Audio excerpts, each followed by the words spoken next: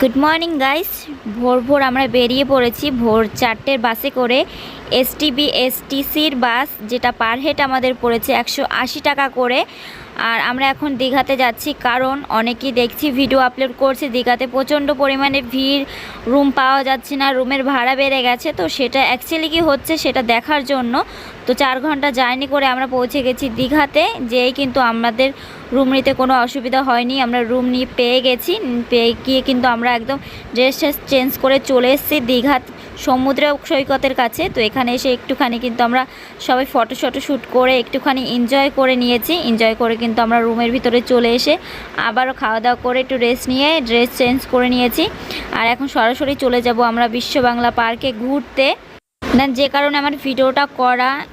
ইউটিউবে কিন্তু দেখা যাচ্ছে অনেক ভিডিওতে যে হোটেলের ভাড়া অনেক বেশি নিচ্ছে, লোক রুম পাচ্ছে না, একদমই না। তোমরা যদি না যাও তাহলে কিন্তু একদমই বুঝতে পারবে না। আর এসব বিষয় পুরো ডিটেলস কিন্তু আমার লং ভিডিওতে দেওয়া রয়েছে, তো তোমরা যে ওয়াচ করে নিতে পারো।